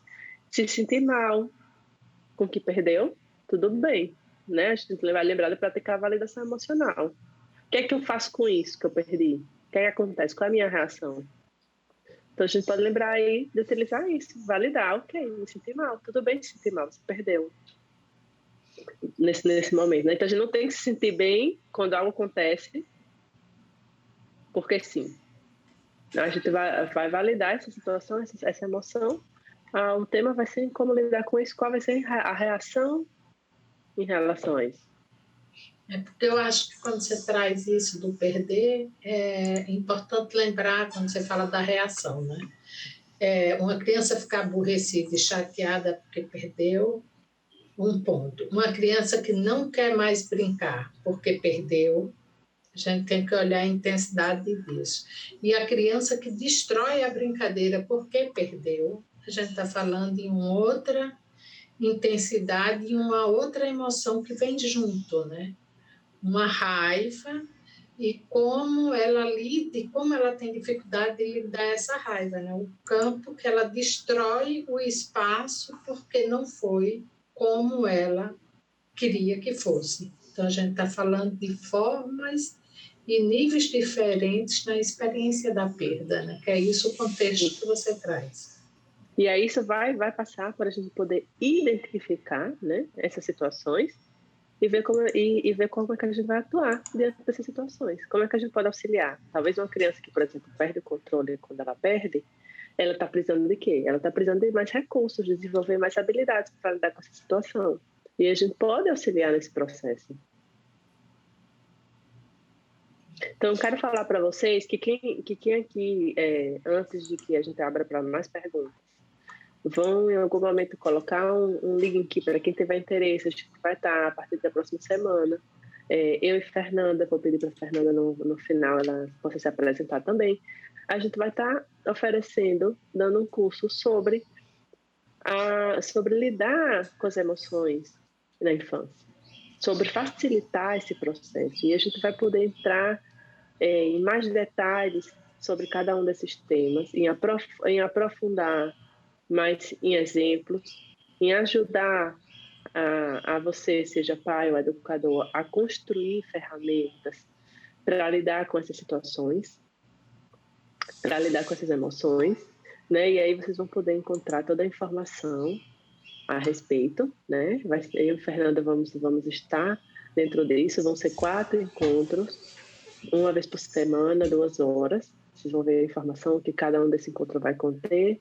E dentro disso, vocês vão poder também, quem participar do curso, vai receber também o livro das emoções, que é um arquivo PDF, onde tem algumas orientações para pais e sugestões de atividades, onde a gente pode fazer com as crianças para ajudar a desenvolver, né, esse conhecimento em relação às emoções e ao que fazer, né, quando elas vêm. Então, é um material complementar desse livro. Seguindo só um pouco a pergunta, teve uma lá atrás que perguntou como fazer quando o filho não sabe dizer o que está sentindo, certo? E fez uma referência com TDA. E agora, por último, teve uma questão que foi sobre, que é parecida com a de cima, como identificar uma emoção, caso a criança não tenha muita expressão, é isso que eu estou entendendo, não demonstra. Isso. Na relação dela com os outros, seja criança ou adulto. Como identificar? A gente pode fazer suposições, isso vai depender da idade da criança. Mas é uma criança que já pode falar, já tem um vocabulário, então a gente pode fazer uma suposição e confirmar com ela. percebo que isso deixou você chateada, isso deixou você triste, é verdade? Então a gente vai fazer essa confirmação e vai ajudar ela a construir. Quando a criança é muito pequenininha e ela ainda não tem vocabulário, vai passar muito pela leitura, que a gente pode ajudar ela a reconhecer essas emoções, a identificar, saber quando é tristeza, quando é raiva, e ajudando ela a construir esse vocabulário. Então a gente vai identificar como? Observando. Quanto mais a gente está com a criança, mais a gente pode ir identificando quais são as reações dela, corporalmente. O que ela faz quando ela está com raiva? O que ela faz quando ela está triste? É a gente desenvolver o nosso olhar e a nossa presença. Porque quando a gente está presente e atento, a gente começa a identificar esses sinais não verbais. Tem criança que quando está com medo, ela vai para um lugar específico, fica calada, ou ela se coloca, ou ela vai buscar um objeto que dá segurança para ela. Então, tem criança que às vezes se sente incomodada, ela pode modificar o humor, pode modificar o sono, né, o apetite. Então, vai ter vários sinais não verbais, o que ela faz com o olho, como é que está a boca dela. Então, a gente vai observando esses sinais não verbais no corpo, na expressão facial, que vai ajudar a gente a poder ter uma ideia dessa emoção. Se for uma criança muito pequena, a gente pode ajudar nomeando a emoção. E uma criança maior, a gente confirma a emoção com ela. A gente não diz, você está sentindo isso? Pergunta, parece que você está bastante chateado com a situação, é verdade? Ou eu acho que você está, como está fazendo sentido? Está ajudando ela a construir essa identificação.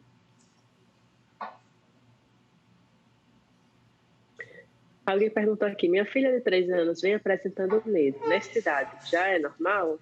Bem, a gente pode ter medo em qualquer idade. Depende em relação a quê? Vai depender da intensidade, vai depender da frequência. Por exemplo, inclusive os medos que são comuns e naturais e de acordo com a etapa do desenvolvimento. Vamos dizer, os medos mais comuns. Medo do escuro, medo de fantasma, medo de monstros. São medos normais e comuns, que não é necessariamente nenhum problema. Mas, obviamente, que isso vai depender da intensidade. É um medo muito intenso? Não me deixa dormir, não me deixa fazer minhas atividades, eu fico muito preocupada com isso. Gera angústia? Não, me resulta difícil para a criança se acalmar? A frequência é diária, acontece todos os dias, é só às vezes? Qual é com que frequência acontece essa situação? Ou essa manifestação desse medo? Então, são esses indícios que nos vão mostrar, ou que nos vão ajudar a identificar se é algo que está precisando de ajuda. Se a gente vê que a intensidade é grande, a frequência é grande, é algo que não calma com facilidade, então é algo que é importante a gente investigar e também buscar ajuda profissional para entender o que está acontecendo.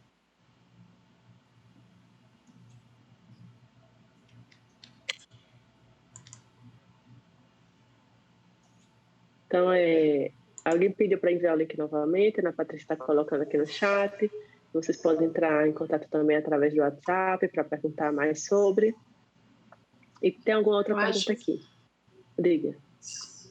Não, é essa pergunta mesmo. Ah, tá. Meu filho de 2 anos não divide os brinquedos com os amigos. Como devo agir? Devo aceitar ele não querer dividir e está tudo bem ou ensino a repartir? 2 anos. 2 anos ainda é muito pequenininho, né? Eu acho que aqui a criança ela ainda está muito voltada para o desenvolvimento dela, da construção do que é meu, não quer ser. Será que ela tem que dividir mesmo? Em que situações acontece? Se vai um outro amigo, cada um não pode ter um objeto na sua mão, né? Porque nesse momento a gente está vivendo ainda, eles estão indo nesse processo meu do que é posse. Então, eu tenho um objeto na minha mão, vem a outra criança e me deixa sem nada, né? Então, essa também não é uma experiência legal.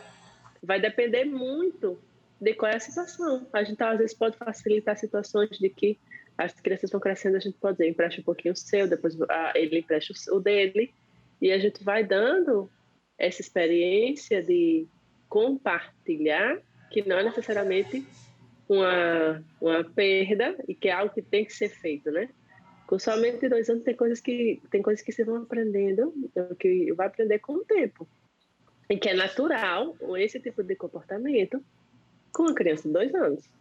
Ela ainda está aprendendo, ela ainda está entendendo a concepção os demais, o mundo que é meu, que é do outro. Então, tudo isso passa por esse processo, e sempre que a gente vai pensar num comportamento, a gente tem que entender, né, qual é a etapa do desenvolvimento que essa criança está, para a gente entender. Então, se ainda é muito pequenininho, se já é grande, se já tem 6 anos, se tem 10, já seria diferente, né? Se somente tem 2, a gente tem que entender que etapa do desenvolvimento está, qual é a experiência emocional, o contexto social dessa criança, para a gente poder realmente avaliar, né? E eu acho que aí entra uma coisa importante, que eu complementaria essa fala de Tereza, como é que eu, como mãe ou cuidador, se for o caso, me sinto quando a criança não quer dividir, ou quando a criança está com medo, ou quando ela está com raiva. Como é que eu me sinto diante dessas situações? O que é que provoca dentro de mim? Porque quando eu reconheço o que acontece internamente comigo, isso me ajuda a entender a minha resposta, certo? Eu preciso ajudar aquela criança a lidar com aquela emoção, porque ela tem que ser educada, certo? Porque o comportamento dela está me incomodando, porque ela tem que acalmar a outra criança. O que é que eu estou ensinando a ela com a minha ação? Eu estou ensinando ela sobre lidar com as emoções ou fazer algo que me agrada. Então, isso é importante a gente entender como a gente se sente também diante daquela emoção. Quais são as emoções da criança, do seu filho, ou do seu neto, ou de um aluno, se você é professor infantil, ou de adolescente? Qual é o comportamento dele que lhe irrita? E aí você se pergunta, por que esse comportamento me irrita mais do que tal outro comportamento? Aonde isso mexe profundamente, talvez com a minha criança, né, que até hoje tem essa dificuldade mesmo na vida. Isso ajuda a gente a saber como lidar. Okay. Queria convidar a Fernanda que fale um pouquinho sobre ela, no nosso curso. Oi, gente, boa noite. Sou Fernanda Costa, faço parte da equipe do IPS, né? E vou estar com Ana Tereza nos próximos módulos do curso para pais, educadores e terapeutas. Vamos estar falando sobre essa temática. Sou psicóloga, sou psicomotricista, tenho uma especialização na biosistêmica pelo IPS-RN e a Escola de Biosistêmica de Bolonha. Também tenho uma especialização em psicoterapia do trauma também pelo IPS-RN e a Escola de Bolonha também. E atualmente a gente está fazendo esse trabalho das aulas nessa modalidade online. Foi uma das dádivas que a pandemia trouxe, esse novo formato de aula, e mais porque Tereza está bem longe da gente, né? Então, é uma forma de poder fazer essa parceria e a gente poder contribuir um pouco, como Tereza trazia, né? Para tanto os educadores, os pais, familiares de uma forma geral, os cuidadores dessas crianças, e os psicólogos que desejem, né, participar dessa mini formação.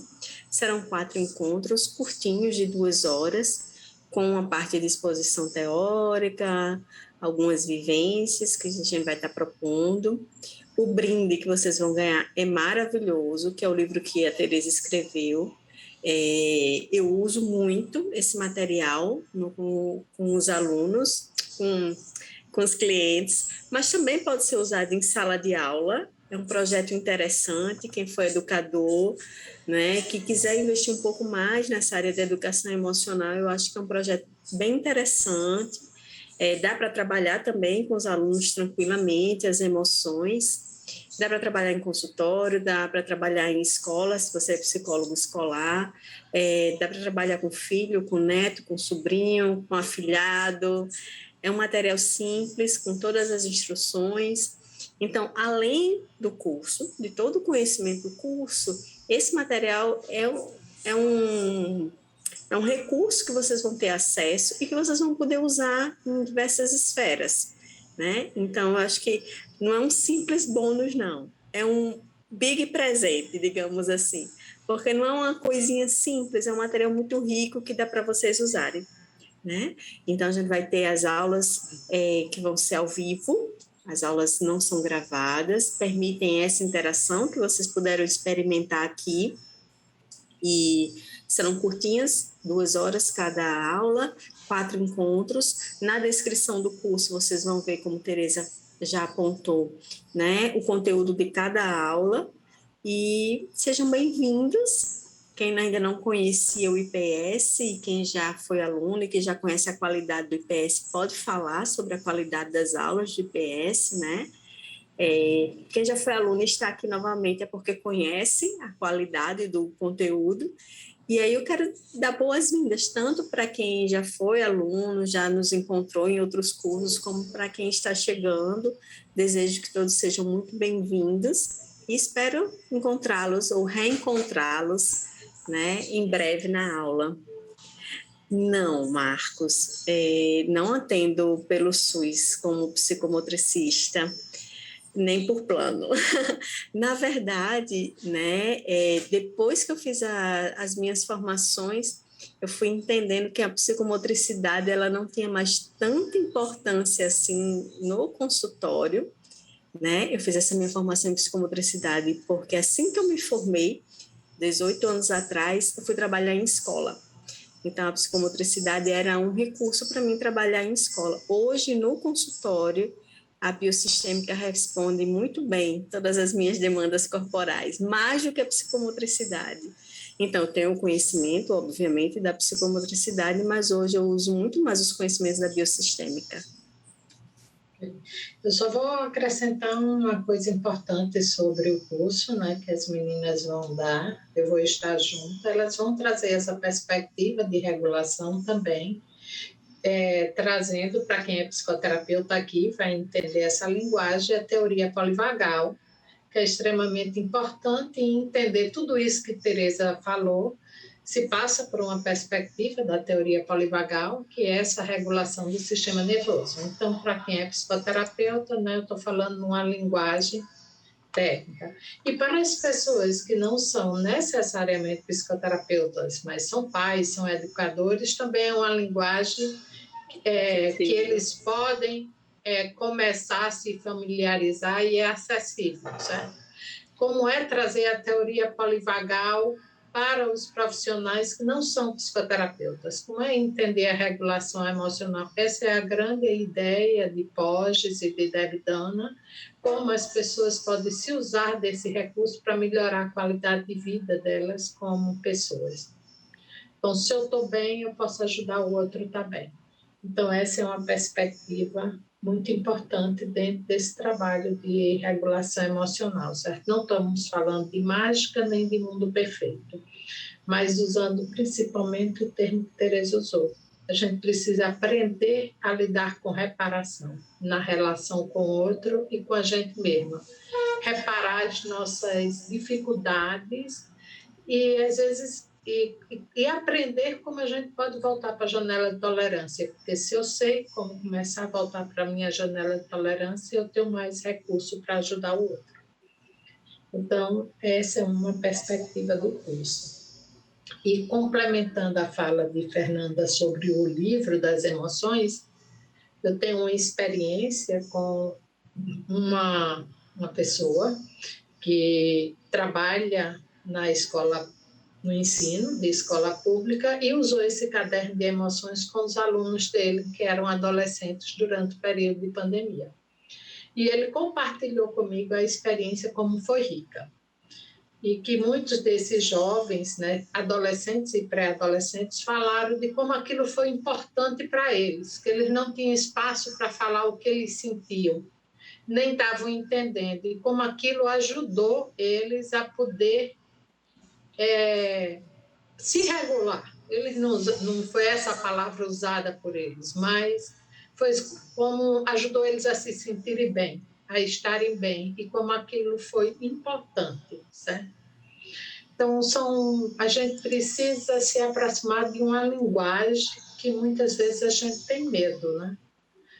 A raiva é um sentimento que a gente não foi, na nossa vida, muito educado a experimentá-la. Certo?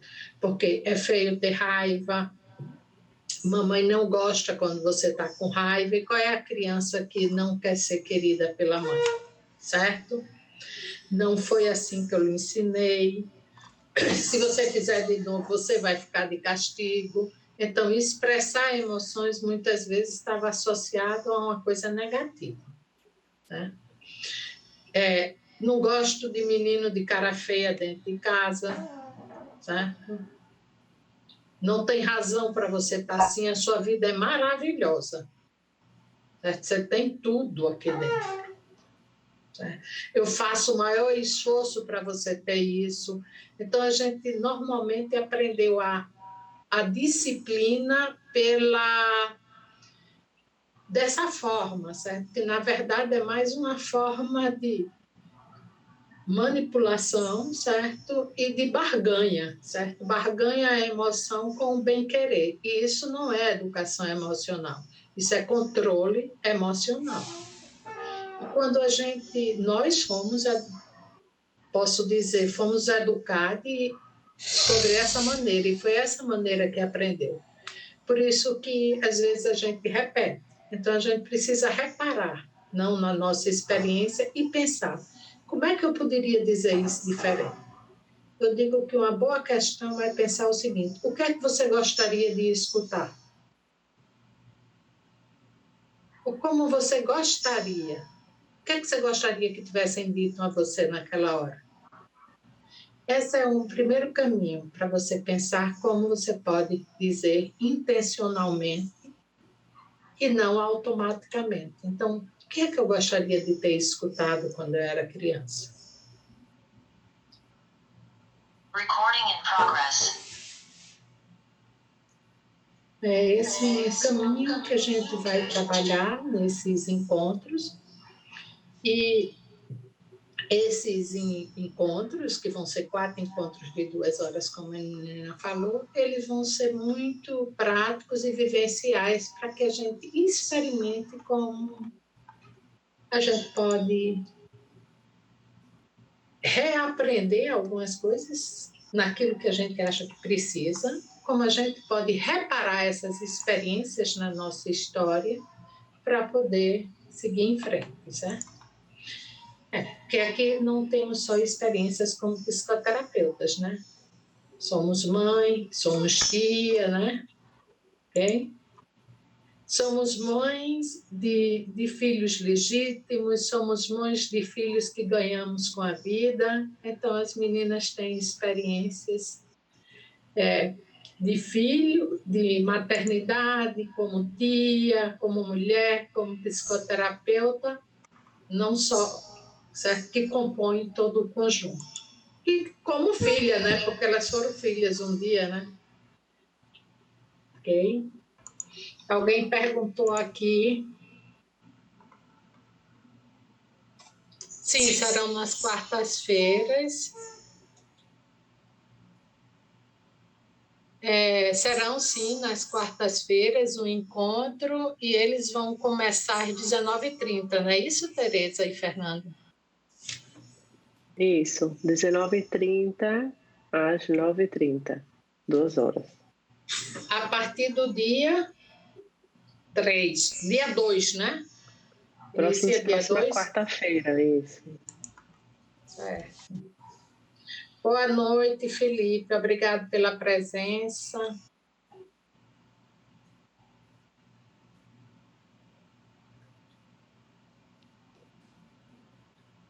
Alguém tem alguma outra comentário ou pergunta?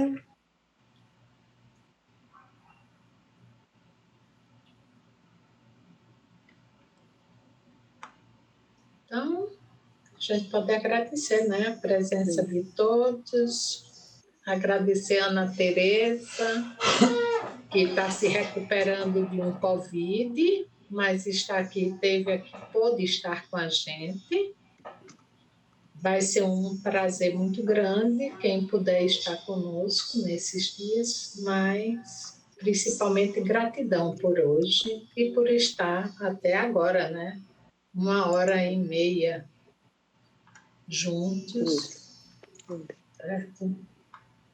Antes da gente despedir, tem uma pergunta aqui se as aulas vão ficar gravadas. Eu acho que vai ter um período de tempo, né, para assistir.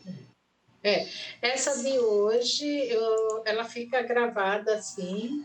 As seguintes do curso. As seguintes do curso, as aulas sempre gravadas, ela tem um tempo que elas ficam depois durante da 30 aula. dias, mais ou menos durante 30 dias podem ser assistidas, se por alguma maneira alguém não puder estar presente. Só que como a gente vai fazer aulas, né, que são práticas, onde vão ter exemplos, experiências, é interessante que vocês possam participar ao vivo, né? É mais rico. E é importante vocês saberem que a partilha das questões mais, das experiências práticas e vivenciais que acontecem, normalmente isso não fica gravado, porque se guarda a privacidade daqueles que estavam presentes e que se colocaram no momento que se sentiram seguros e confiantes com as pessoas que estavam compartilhando no momento. Certo? Então, em resumo, a aula fica gravada por 30 dias, mas apenas a parte teórica. A parte das vivências não fica gravado, porque, como a Ana Patrícia colocou, uma questão, né, do sigilo, de quem se expôs, de quem se colocou. E aí, daí a importância de vocês que têm um interesse no curso de estar participando das aulas ao vivo para que possam experimentar essas vivências que vão ser propostas. E não só isso, também as dúvidas, né, ao vivo. Isso. Que você tiver alguma dúvida, algum exemplo, a gente vai estar trabalhando na construção dessas habilidades e dessas ferramentas, né? Então, é muito mais rico poder participar ao vivo. Se por algum motivo não puder, também não tem nenhum problema, pode rever também, pode ver e rever. Online a gente tem essa facilidade, né? Então, é isso também, agradecer vocês, espero que tenha sido uma oportunidade que possam ter aprendido algo novo, começar a desconstruir um pouco essas, como eu falei, essas respostas automáticas, a gente poder construir um lugar de uma resposta mais intencional. Essa foi a ideia de trazer para vocês esse tema hoje. Obrigada a presença e espero vê-los em breve.